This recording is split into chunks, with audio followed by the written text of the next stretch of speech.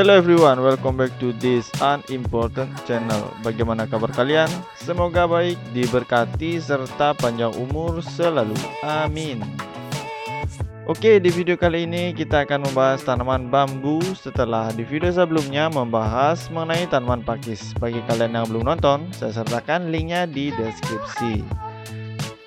Sebelum lanjut membahas tanaman bambu, saya ingin mengucapkan terima kasih karena telah berkunjung ke channel yang sederhana ini. Semoga video ini dapat senantiasa bermanfaat. Let's go!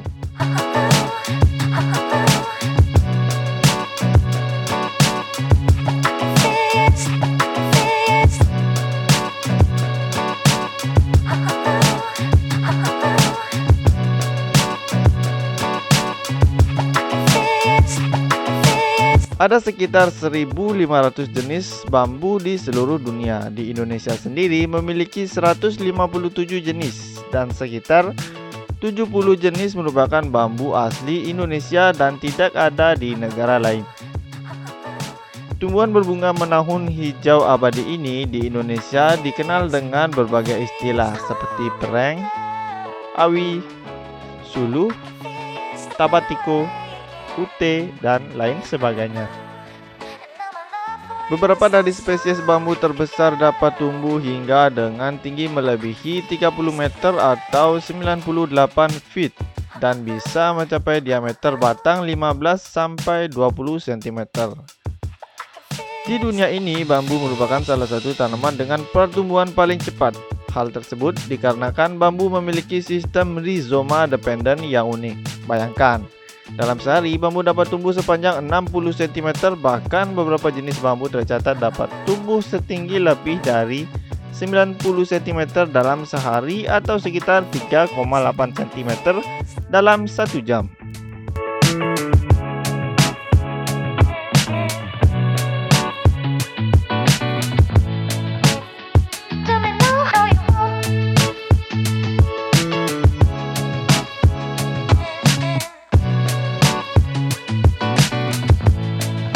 Tidak ada tanaman lain di bumi bisa melakukan ini. Namun, perlu diingat, laju pertumbuhan ini ditentukan oleh banyak faktor seperti kondisi tanah, iklim, dan jenis spesies. Terlepas dari itu, biasanya laju pertumbuhan yang paling umum bambu adalah sekitar 3-10 cm per hari. Alasan mengapa bambu memiliki laju pertumbuhan yang tinggi adalah karena tanaman ini termasuk dalam keluarga rumput-rumputan. Hal ini berarti bahwa ketika bambu dipanen, bambu akan tumbuh kembali dengan cepat tanpa mengganggu ekosistem. Tidak seperti pohon, batang bambu muncul dari permukaan dengan diameter penuh dan tumbuh hingga mencapai tinggi maksimum dalam satu musim pertumbuhan atau sekitar 3-4 bulan.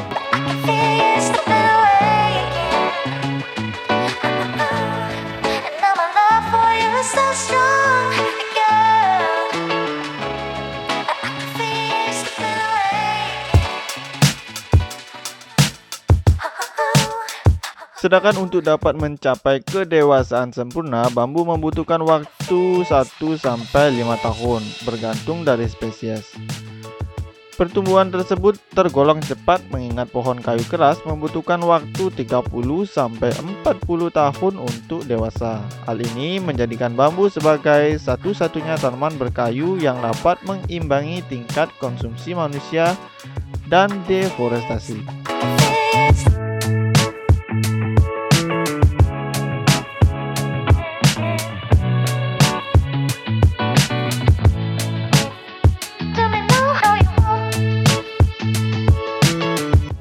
Selain mencegah deforestasi, bambu juga adalah penyerap karbon yang baik. Bambu menyerap karbon dioksida dan melepaskan oksigen lebih banyak ke atmosfer dibandingkan dengan pohon pada umumnya.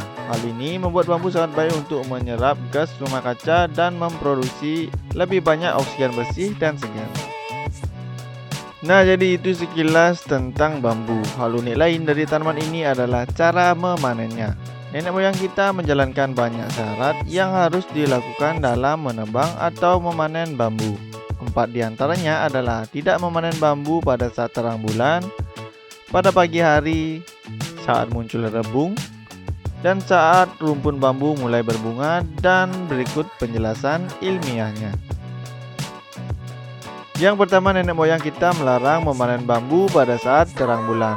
Bukan karena hal mistis ya, melainkan bambu tidak bisa ditebang saat terang bulan karena kadar airnya sedang tinggi. Kadar air yang tinggi menimbulkan kadar gula yang tinggi. Kadar gula yang tinggi pada bambu menyebabkan bambu mudah dimakan rayap.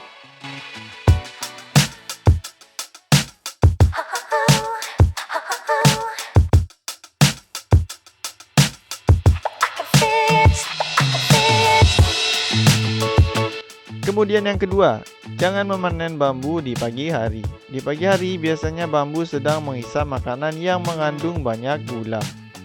Bambu yang seperti itu tidak bisa bertahan lama karena mudah dimakan rayap, sama halnya dengan memanen bambu pada saat terang bulan. Dan yang ketiga, jangan memanen pada saat bambu memiliki rebung. Saat bambu sedang memiliki rebung, sesungguhnya berat batang bambu berkurang setengahnya karena bambu yang lebih tua sedang mengalihkan zat kalk pada anak bambu atau rebung. Jadi, sebatang bambu yang biasanya memiliki berat 10 kg tinggal tersisa 5 kg.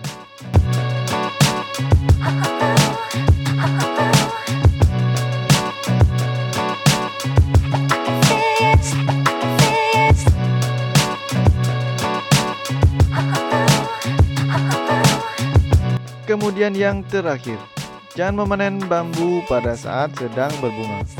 Bambu yang berbunga menandakan bambu sudah akan mati karena stres dengan keadaan di sekitarnya. Stres pada bambu bisa disebabkan oleh banyaknya zat kimia beracun di sekitar rumpun bambu atau bambu mengalami terpaan angin yang besar. Oke, jadi sekian video kali ini. Terima kasih bagi kalian yang sudah menonton dan sampai jumpa di video berikutnya.